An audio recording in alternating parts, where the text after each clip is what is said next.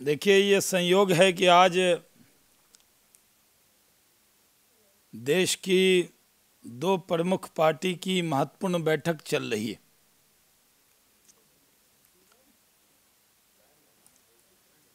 आम सभा जो आज लोकसभा का चुनाव है, उससे पहले भारतीय जनता पार्टी की एक महत्वपूर्ण बैठक दिल्ली में है।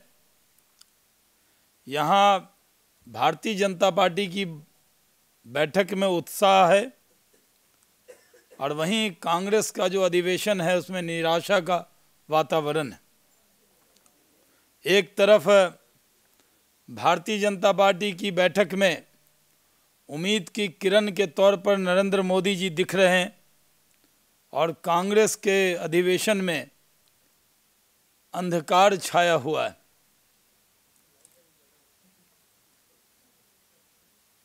कांग्रेस अपनी स्थापना के बाद कभी भी किसी अधिवेशन में इतनी निराश हताश नहीं दिखी है।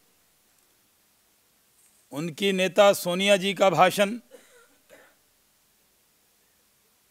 पूरी तरह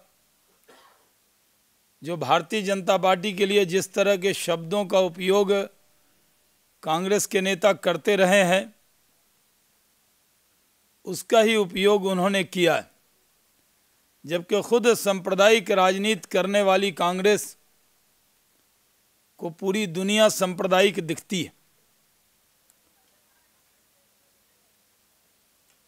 कांग्रेस में नेतृत्व का संकट है और दृष्टि का अभाव है। आज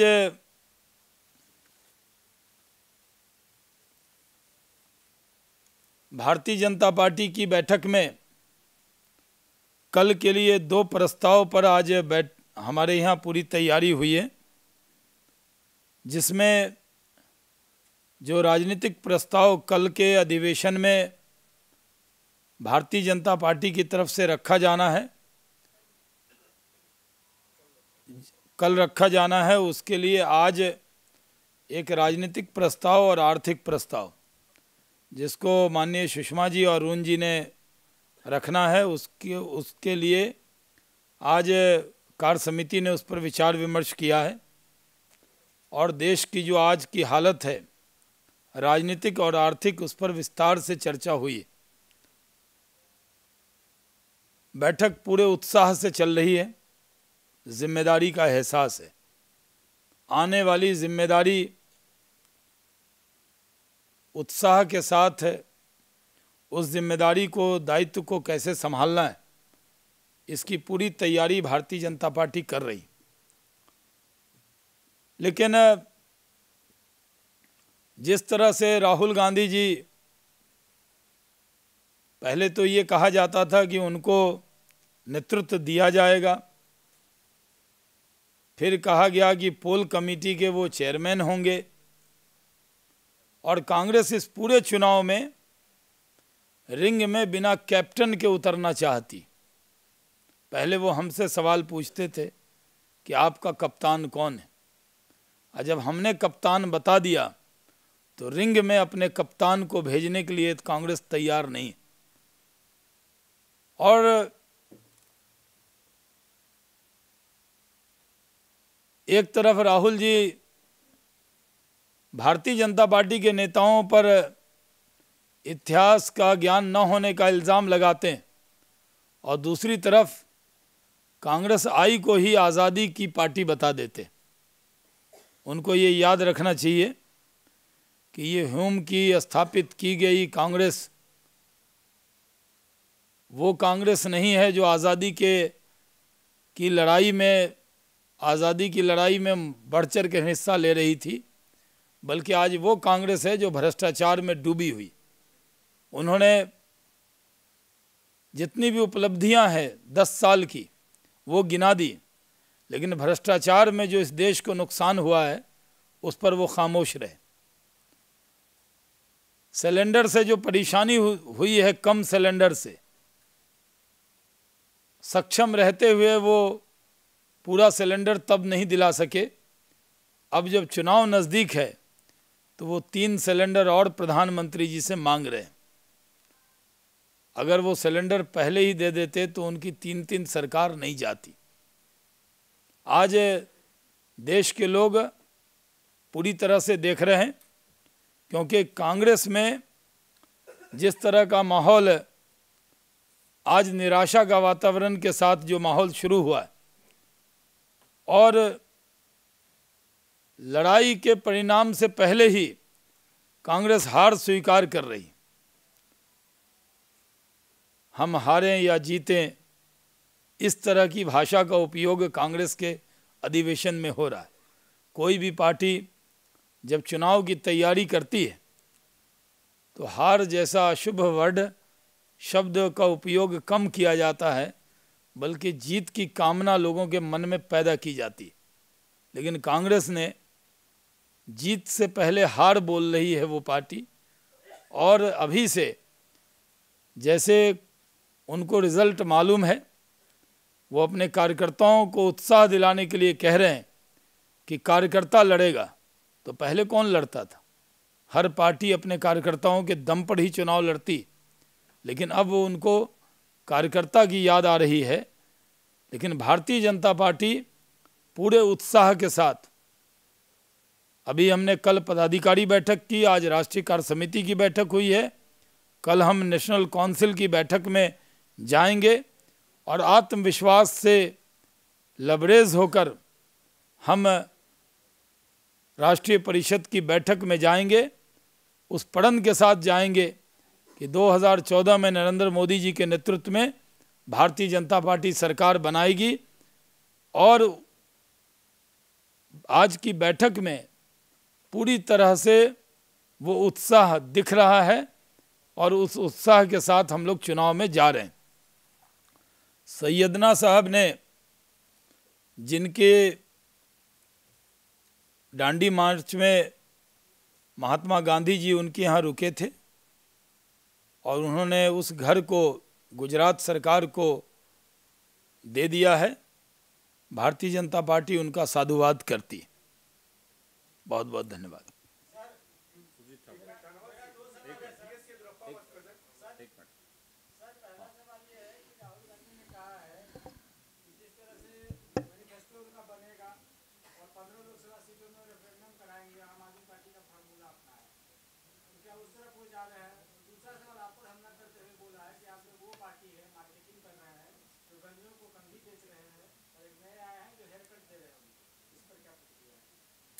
देखिए, जहाँ तक पहला सवाल है, उन्होंने आज तक कांग्रेस का हाथ आम आदमी के साथ, ये नारा पुराना है, लेकिन कांग्रेस का हाथ आम पार्टी के साथ है, आम आदमी के साथ अब नहीं रहा है। तो जो कांग्रेस का हाथ ही आम पार्टी के साथ है, तो उनके कहने का तात्पर्य यही होगा कि वो ढाल के तौर पर आम पार्टी को इस्तेमाल करेंगे, उसको मजबूत करेंगे, ये कहने का तात्पर्य होगा। तो कई बार बोलने में वो पार्टी में और आम में अंतर नहीं कर पाते हैं, क्योंकि नारा बहुत पुराना है। कांग्रेस का हाथ आम आदमी के साथ, दिल्ली में कांग्रेस का हाथ आम पार्टी के साथ हो गया है, ये उन्होंने कहा है। दूसरा, वो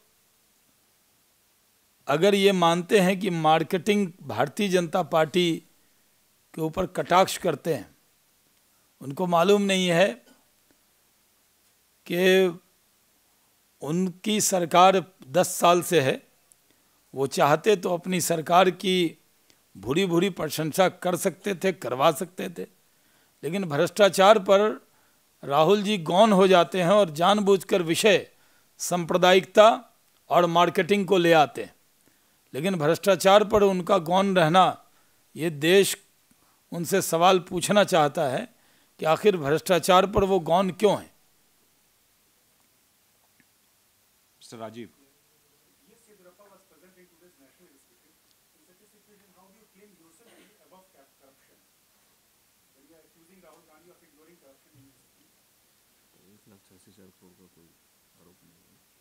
देखिए, जो आरोप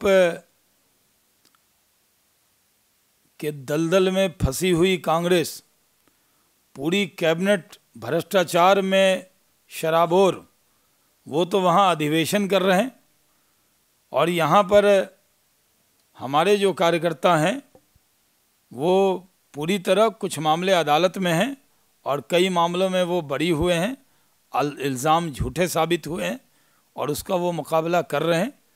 और भारतीय जनता पार्टी भ्रष्टाचार से के खिलाफ लड़ती रही है और हम ज़ीरो टॉलरेंस उस पर रखते हैं और रखते रहेंगे।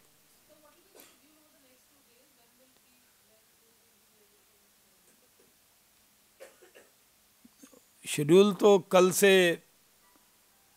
हमारा राष्ट्रीय परिषद शुरू होगा अध्यक्ष जी के भाषण के साथ, और उसमें हमारे प्रधानमंत्री के उम्मीदवार का संबोधन होगा।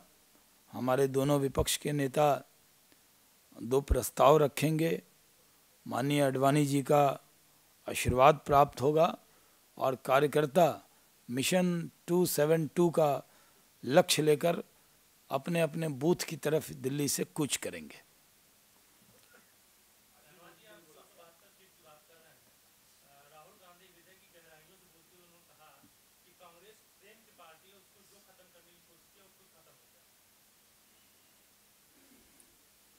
उन्होंने वो हृदय की गहराई आपने कहा या उन्होंने खुद कहा? नहीं नहीं, ये शब्द जो है ये मैं ज़्यादा बोलता रहता हूँ कि दिल की गहराइयों से, तो ये हृदय की गहराई उन्होंने बोला या आपने उनको ये शब्द दिए? अच्छा, आपकी तरफ से। आप ये सही है, आप लोकतंत्र का चौथा खंभा हैं और उनकी बातें आपको हृदय की गहराई तक समझ में आई है। और मुझे लगता है कि जहाँ प्रेम का जो शब्द है वो राहुल जी समझते हैं और इस पर कोई डिबेट नहीं है कि वो प्रेम नहीं समझते हैं। तो उनके प्रेम के शब्द को आपने हृदय की गहराई से लिया है, तो ये इस पर कोई हम टिप्पणी नहीं करना चाहते।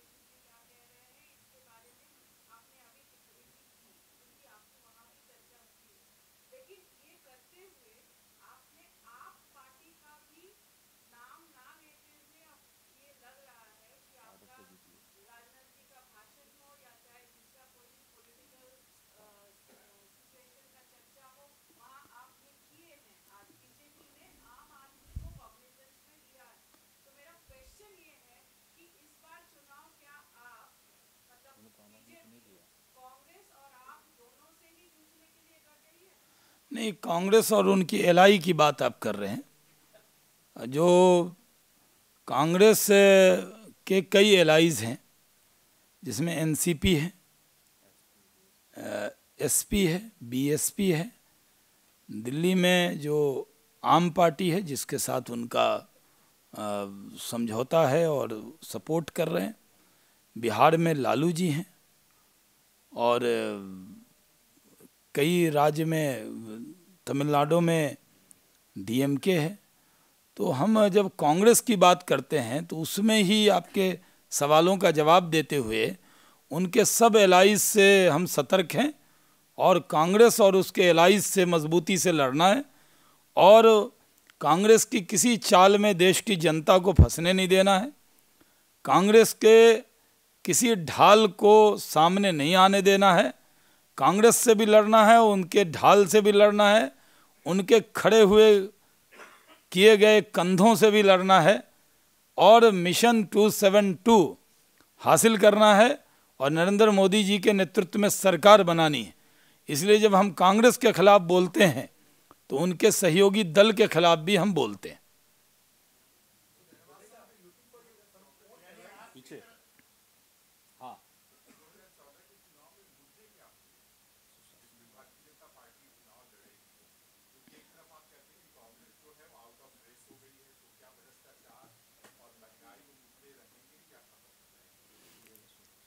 देखिए, सुशासन मुद्दा होगा सुशासन संकल्प भाजपा विकल्प।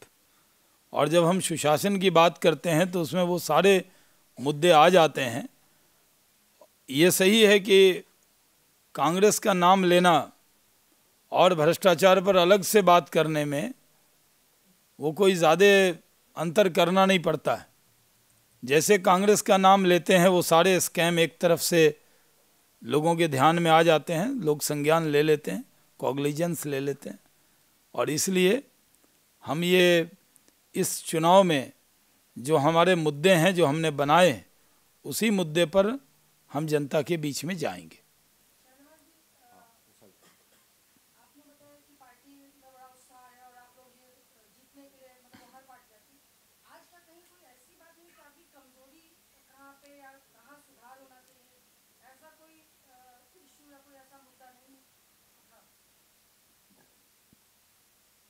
देखिए अभी तो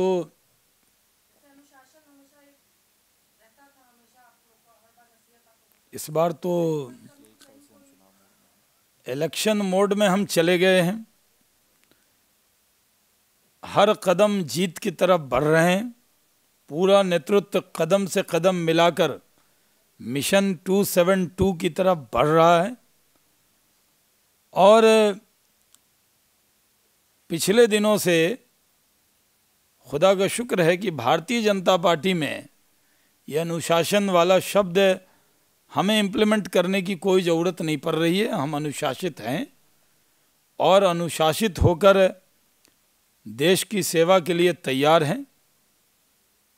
आज भारतीय जनता पार्टी से ही देश के लोगों की उम्मीद है और उसको देश की जनता की उम्मीद पर कैसे खड़े उतरें, इसको लेकर भारतीय जनता पार्टी पूरी तरह कृत संकल्प है और उस तरफ हम बढ़ रहे हैं।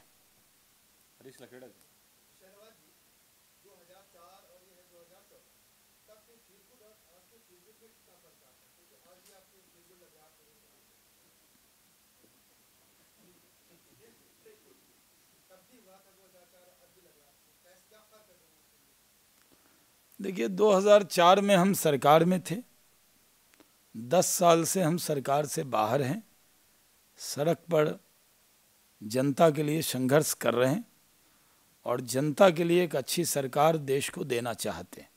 यही फर्क है। आपका सवाल हो गया, धन्यवाद करें। बहुत बहुत धन्यवाद। आपका बहुत बहुत धन्यवाद। अब चाय के लिए आप आमंत्रित। आपको भी एक अच्छी सरकार 2014 में मिले ऐसी कामना करते हैं, क्योंकि आप भी